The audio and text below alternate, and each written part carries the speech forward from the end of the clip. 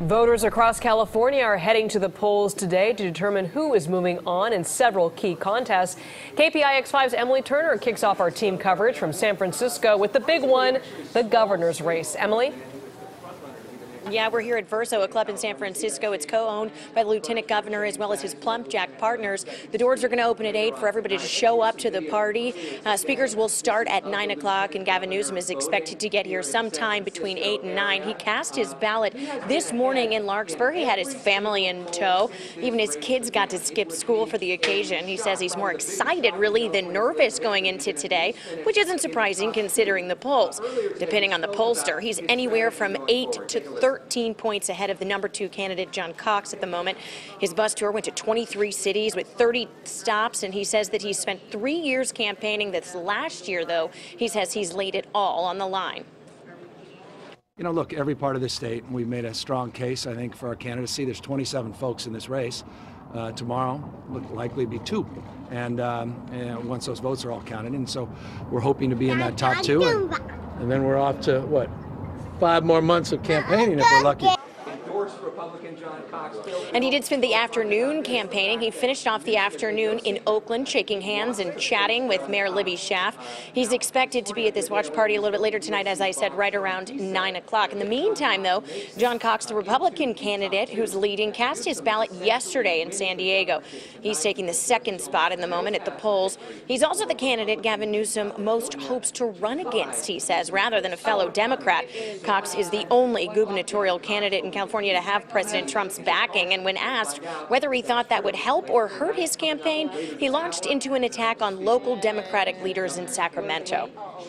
They have given us the worst roads in the country. They've given us one of the worst school systems despite spending more and more money. We don't have enough water because they tear down reservoirs instead of building them. Our housing costs are easily twice, maybe 3 times what they are in most other states. Oh, sure. If I were in their shoes, I'd probably start a war with the government in Washington, because I wouldn't want people focusing on the lousy job I've been doing. And trailing behind in 3rd place, but hoping for a 2nd place finish, is LA's former mayor, Villaraigosa. He's spent the last 4 days trying to make up lost ground and capture 2nd place from John Cox. He's had 60 events across the state, including several in the Bay Area since Thursday. He cast his ballot, seeming relaxed, maybe even a little subdued. He mentioned nothing about the polls or his competition, instead talking about all of his favorite Southern California spots that he's hit and how he's going to spend the rest of the day. Well, make a few phone calls, answer emails. We'll do a little bit more campaigning, but I'm going to Arts Deli in a few minutes in the Valley. I thought it was important to go to the iconic places of LA that I've been to so many times.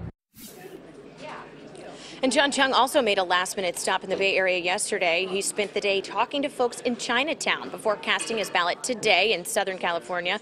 He's currently 2nd to last in the polls, only ahead of Delane Easton. He talked about education today as well as diversity. We've returned to being, again, this world's 5th largest economy, but we can still make improvement. We're a state, 1 of every 5 of us lives in poverty. We need to change that. And then making sure that we build more housing. And remember, tonight's top 2 vote getters are the ones who will be in the runoff election in November for California's governor. And of course, the big question tonight is, will it be a Democrat versus a Republican, or a Democrat versus a Democrat? Tonight, we'll have to find out. Reporting live in San Francisco, Emily Turner, KPIX 5.